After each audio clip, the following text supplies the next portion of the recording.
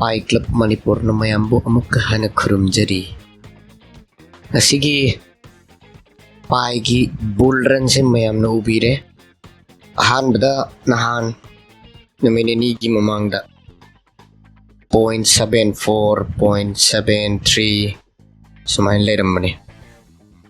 sigi mamangda hanamagi resistance am leise 0.63 adoi leiramani 0.63 ki mamangda samuk 0.5n 0.58 si yam kuin lay matam kuin ngai pani pai gi official na tangtra marida negi tangtra marida ecosystem announcement taurani haina lauthorapa degi Binance na listing tawbagi preparation se mayam ningphung sum ngangar pasitabadagi hwal mayam sing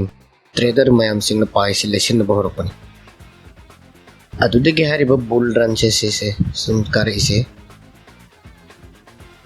siore sida straight line de lady sing se resistance level ko hauji se 1.15 1.17 swaida higher ga leire kai ko masigi paring sida hai di sumaina pung ani hum mari manga taru i leire ga disi resistance level am ko sigi si brick tawraga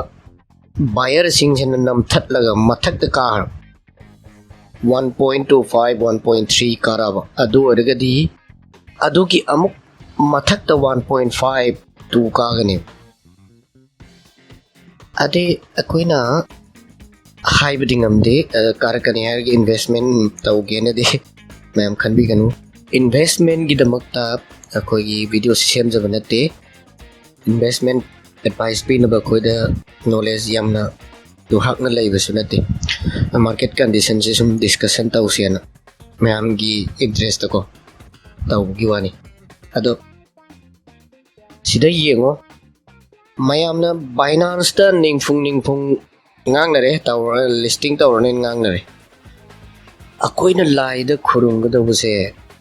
Binance listing tawdringa da $2 natraga 3 yoba kaigumba Binance ta listing tawdringa da $2 3 yoba taragadi adudagi id 100 time 500 time 200 time yo na Binance ta amuktang kagane khudam moina haibada Dogecoin enam le example ne npd se Dogecoin se Binance ta listing tawdringa da $3.5 leirami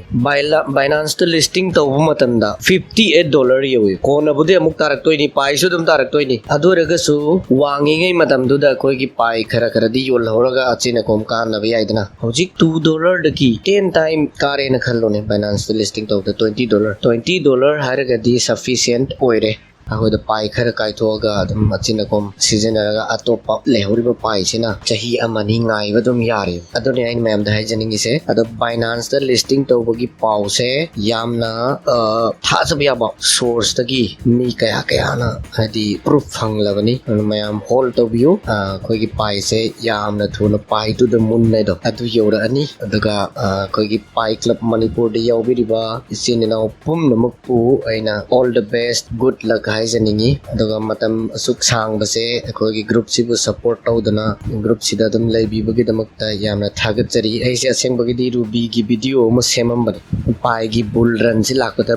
ruby gi video se tok thoga siki video se mayam da tamning bagi kadawrapani hoi mi kharagi asai 0.9 gumba 0.8 gumba di yon tho uba khari yawi haido adu adum hold tawbiyo hojik trading tawbi khinu yeng biyu hariba news sina factor sing se badi Nicholas na wangang gadoba numi naksalakpa adagi choba exchange sing the listing tawbagi mami lakpa sumba mayam sina adagi ecosystem da update la ani gaina notification home page da urokpase sigi factor mayam sina takpadi akogi pai se yam thuna jara kakhalakpagi yabagi chance yam na wang na lay matang sida ngasigi di loisin jarake hayeng amuk anoba update pi jarake thank you so much mayam pum namuk ka